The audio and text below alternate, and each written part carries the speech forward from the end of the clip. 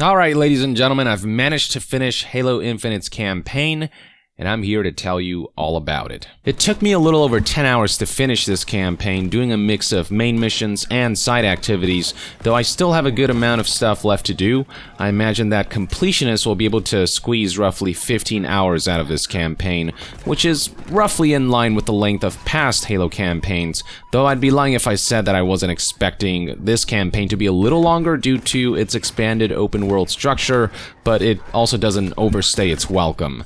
Now this time I play the game on PC, allowing me to play with the control scheme I'm most proficient with in a first-person shooter, keyboard and mouse.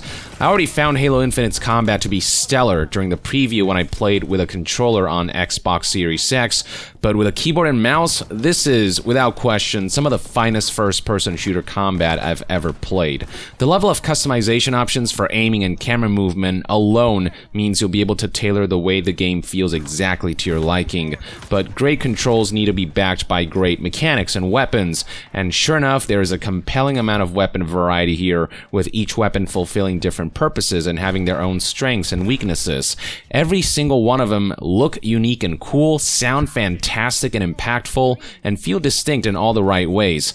As I learned which weapons served which purpose and scenarios best, I came to develop playstyles and preferences around them, though expect from time to time to be switching weapons around as you run out of ammo and are forced to improvise with the arsenal dropped around you by slain enemies, which I actually never minded because I liked every weapon in Halo Infinite for different reasons, so I always enjoy the opportunity of experimenting with different weapon combinations. Combat is further enhanced by the challenge that it offers thanks to formidable enemy positioning and variety, along with their smart and aggressive AI, all paired with the distinct models, animations, audio cues, callouts, and behaviors from each enemy that breathe life into them. While I do have some complaints about how, say, some of the vehicles feel to control and the wonky physics getting in the way sometimes, a Halo staple for better or for worse, suffice to say that as far as general first-person shooter gameplay and combat is concerned, Halo is frickin' back. It is marred a little by some of the frame rate stutters that I encountered on PC, and this is despite my computer rocking an RTX 3080. The game mostly ran at 60 frames per second or above, but anytime it starts loading in distant assets, performance could take a noticeable hit, sometimes for a brief second, other times for more extended periods of time before frame rates would settle back into a more normal performance. Micro stutters during combat in particular could at times be prominent enough to be a little disruptive, nothing game-breaking or game-ruining, but it was present enough for me where it was noticeable and it is worth pointing out. Do make sure to update your graphics drivers, as when I first ran this game it was consistently running at like 45 frames per second until I installed a more recent driver, and then it was running fine.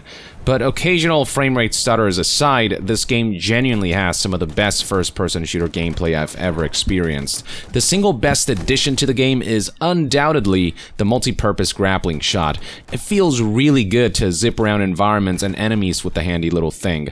Aside from granting a wide range of mobility options for a quick offensive approach or a quick escape or a quick turn into a corner, other uses include being able to directly pull yourself towards enemies, grab explosive barrels from a distance to throw at enemies, pull distant weapons towards you to replace your currently equipped one, pull yourself towards vehicles to hijack them, and you can also pull yourself towards turrets and hijack those as well that way.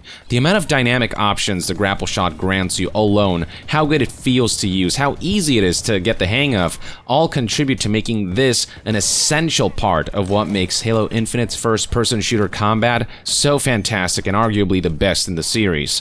The grapple shot can also be used to expedite your navigation in the game's sizable sandbox open world, be it by scaling cliffs with it, latching on to objects for quick horizontal movement, or even swinging around in ways that almost made me feel like this was a first-person Spider-Man game at times. Now, the open world is where Halo Infinite takes a significant departure from past entries. Previous Halo games had open areas and specific missions, but in Infinite, the entirety of its campaign takes place in the expansive sandbox of Zeta Halo, whose those lush vistas can often be quite pretty to look at. As you progress through the campaign, more parts of the sandbox will become accessible as you deploy bridges and structures that will close the gap between large cliffs that would normally prevent you from crossing to the other side. It'll be interesting to see what people think about the way the open world affects the flow of this particular campaign, but for my part, I enjoy the open world structure thoroughly. Do keep in mind that this is less of a Skyrim or Breath of the Wild or Elden Ring type of experience where you let your curiosity guide you as you glean potential points of interest in the distance, and it's more akin to MGS5's open world, where there's a lot of space used to scatter various levels around in the form of enemy encampments, and that space can be used for you to move in and out between these encampments to make an exit or find ways to make an entrance and find resources and weapons and whatnot along the way that you might be able to utilize for your next endeavor. The campaign itself is still fairly linear and tackled in a specific order with a straightforward narrative, but that open space does afford opportunities for main missions and side activities to be interconnected by one giant space, allowing players to go at their own pace, as well as granting just a greater degree of flexibility and approach instead of piping players into specific approaches. So with enemy bases, for example, you can either choose to enter through the front gates and choose to tackle enemies head on, or you can decide to equip yourself with a sniper rifle, grapple shot your way up some high cliff, and pick enemies off from a distance. And there were plenty of moments in the open world where I found opportunities by grabbing certain weapons or vehicles from another part of the map and then took them to my next mission destination to wreak havoc. For me, the open world structure does work, and it makes it all the more unfortunate that co-op won't be there at launch, as the structure makes it perfectly suited for this game. Now, one compromise resulting from the open world structure is a lessened level of environmental variety compared to past Halo games. Because past entries were separated by levels, you could really take Master Chief across all kinds of different environments, whereas with Halo Infinite, you're kind of stuck with Zeta Halo, which isn't the most environmentally varied of open worlds, and even when you're taken to those compelling, more alien-like interior environments, those do start to look kind of samey as the campaign goes on. Furthermore, I also do wish the open world felt more dynamic, that curiosity was better rewarded through emergent events in the world itself, with side missions and side stories that crop up out of the blue, maybe some side ruins and dungeons and structures to explore, and characters to meet and lend a helping hand to. It just would have been cool if Halo Infinite's open world leaned a bit into a more Skyrim-like experience, but what you get instead here is an open world structure that feels pretty static and I'd say more akin to a Ubisoft open world game. You're essentially following markers on a map so that more markers can be revealed rather than having that sense of, wait a minute, what's that over there in the distance? Letting your curiosity and intrigue navigate you and being rewarded for it to the degree that titles like Skyrim, Breath of the Wild, and more recently Elden Ring do. I should also warn you that there isn't much in the way of mission variety and objectives variety. While there are a number of activity types, be it clearing FOBs and capturing them to reveal nearby points of interest and unlock new fast travel points, tackling banished outposts that serve as multi-phase side missions, assassination targets that serve as open-world bosses from which you can unlock unique variants of weapons, helping out myriad UNSC soldiers by heading towards their distress signal locations, or acquiring collectibles such as audio logs scattered throughout the open world, lockers that unlock cosmetics for the multiplayer mode, and whatnot. At the end of the day, objectives bog down to shooting and killing things, destroying certain things, activating certain switches, and or inserting batteries to power up doors and bridges. I didn't encounter any clever environmental puzzles or variations in objectives beyond the ones I just mentioned. These kinds of objectives aren't done in new and interesting ways that made them feel fresh per se, and it stayed that way through the entirety of Halo Infinite's campaign. But Halo Infinite's saving grace is that it feels so good to shoot and fight, so it never grew tiresome to hit up and clear out enemy bases or hostile areas, and that's what Infinite focuses on, scenarios and levels for players to unleash the Master Chief, and I think most Halo players will be just fine with that, as the essence of Halo is shooting stuff. And fortunately, combat does increase in depth thanks to Halo Infinite's progression system. On one hand, you've got the Valor point system. Essentially, you earn these these Valor points by completing main and side missions, and as you earn these points and meet cost requirements, new deployable weapons, vehicles, and gear will unlock that you can summon at any of the FOBs you capture to build your loadout before heading back out again. Now, I didn't find myself using FOB weapon loadouts too often because you can find so many weapons out and about in the open world and during missions, and deployable vehicles felt pretty useless because of how much easier and more fun it was to navigate and scale the open world with a grapple shot. But if you happen to desire a specific weapon or vehicle before heading into an encounter, having the option to quickly arm yourself to your heart's content at a forward operating base is pretty nice. On the other hand, you've got the armor upgrades or equipment you earn as you progress through the campaign. The grapple shot is given from the outset, and from there you've got the shield core to enhance the amount of punishment your shield can handle, the threat sensor to ping attacks surrounding enemies and detect invisible targets, the drop wall that can be used as cover in tight situations, and the thruster that allows you to dash around as an additional form of combat mobility. Every single one of these can be upgraded with additional enhancements and effects by spending what are called Spartan cores that you'll find in chests scattered throughout the open world. Each of these equipments are very useful in their own right, and once you get the hang of switching between them and creatively using them in combination seamlessly during combat, the results can be pretty damn badass, with the progression of these equipment deepening combat all the more as you progress through the campaign and continue to spend more Spartan cores.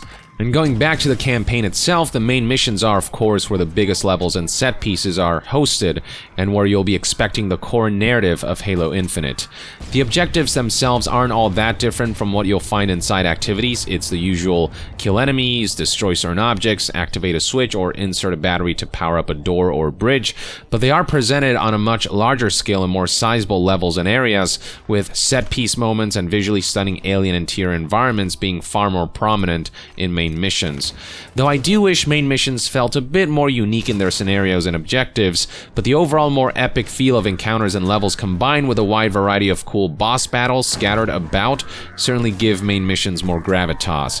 The cinematic cutscenes during the main missions are also phenomenally shot and rendered, and mostly transition seamlessly to and from gameplay with a long shot form of cinematography akin to what MGS5 or God of War did. The cinematography and the camera work really is fantastic. The in-engine visuals and fidelity makes everything look appealing to the eyes. Music is used to incredible effect, and certain key character moments and beats are presented in engaging ways. The presentation of the campaign is just really well done, I think. Though I did encounter a few issues during cutscenes where objects and models would flicker, but it only happened in like 2 instances, though it can break immersion, and it is something that I hope isn't commonplace when the game launches. As for the story itself, it surprised me with how personal it felt, how much it focuses on exploring Master Chief's humanity by honing in on his relationship with Cortana, and essentially aims to melt the ice surrounding this quintessential strong and silent type character. Master Chief doesn't say a whole lot in this game, which I personally enjoy, because the words he does speak feel carefully curated, and that makes those few times he does speak and subtly emote just that much more impactful. I especially got a chuckle out of those confident little quips that highlight Master Chief knows how badass he is, and some of the banter with the new AI can be endearing. The Banished really want to protect their fuel silos. Clearly. So what are you going to do about it? Disappoint them. Speaking of which, on the other side of the fence are the 2 far more expressive characters, the AI going by the name Weapon, and the pilot who saves Master Chief, who goes by Echo 216. There is a good amount of emphasis on establishing their dynamic, chemistry, and relationship, to the point where the larger plot of the game almost feels like a bit of an afterthought compared to the character stuff they're trying to establish. Master Chief's mission in this game is essentially to take on the Banished and stop them from weaponizing Zeta Halo, and that journey's pretty straightforward, honestly. Halo fans will be treated to some interesting reveals, backstory information, callbacks, and various familiar characters here and there, but the main conflict and villain of this campaign felt largely forgettable to me, and like it wasn't its biggest priority.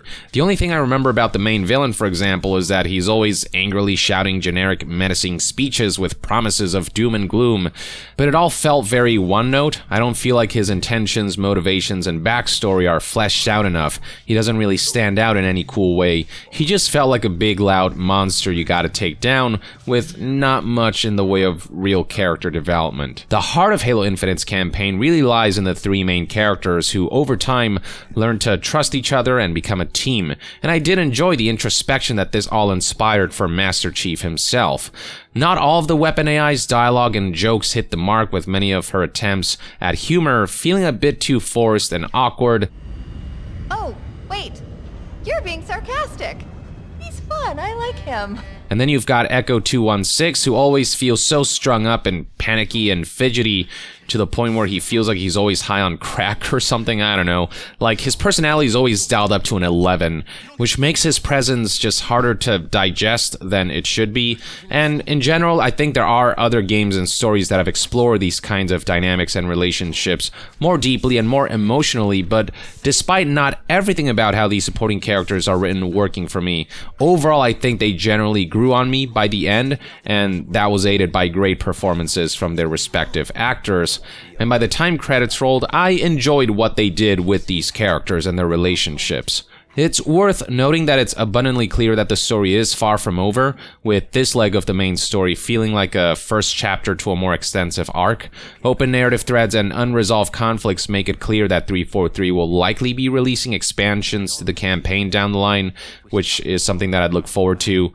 When they do, I hope they'll take as much time as they need, as the extra year that they took for both Halo Infinite's campaign and its multiplayer paid off big time in the polish department. Aside from the occasional frame rate stutter and some flickering during cutscenes, I didn't really encounter any noticeable bugs, glitches, or technical issues.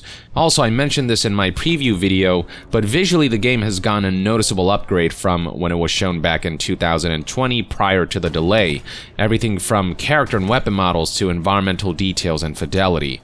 Audio is also expertly handled in this game and deserves special commendation, be it how satisfying weapons and vehicles sound, the information enemy callouts offer, and general environmental auditory effects that both inform and immerse, the general sense of directionality of sound effects, and the game's stellar and varied music that's used to great effect to accentuate the mood of both peaceful and high-intensity moments.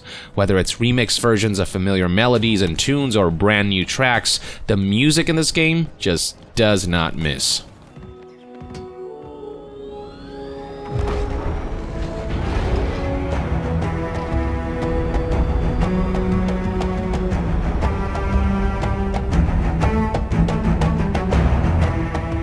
Alright, so with all the key categories covered, the question becomes, what did I overall think of Halo Infinite's campaign? While it would have been nice for the open world to have been more fleshed out to reward curiosity and exploration, for co-op to have been there at launch, for the main and side mission objectives to be a bit more varied, for the core plot, conflict, and villains to be more compelling and more deeply explored, for frame rates to be less prone to occasional but noticeable stutters, and for flickering during cutscenes to have been ironed out, I ultimately really had a good time thanks to the genre-leading first-person shooter combat, a great variety of cool-looking, impactful-sounding, and uniquely feeling weapons, the awesome implementation of the grappling shot and various other tools, the flexibility of mission approach afforded by the open-world structure, challenging enemies and level design, Master Chief's characterization and introspection alongside his interactions with the supporting characters, the stellar presentation featuring eye-catching cinematography, high-fidelity graphics, expertly crafted music and sound design, and the nailing of the feeling that you're playing a classic yet modernized Halo game. Halo Infinite is far from groundbreaking, and its open world formula certainly isn't earth-shattering, but it's still a ton of fun and mostly nails the Halo DNA and heart, but with an open world sandbox backdrop that just lets players and Master Chief loose to finish the fight. I think a lot of people will generally have a good time with it, and more so when co-op eventually launches, hopefully sooner rather than later. What can you do on your own? I told you. It's enough.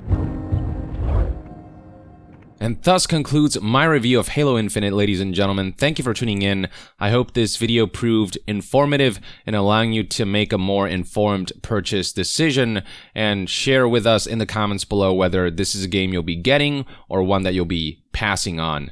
And to be further updated on all things gaming news, reviews, and discussions, stay tuned right here on Young Yeah. I'll see you guys next time. Young out.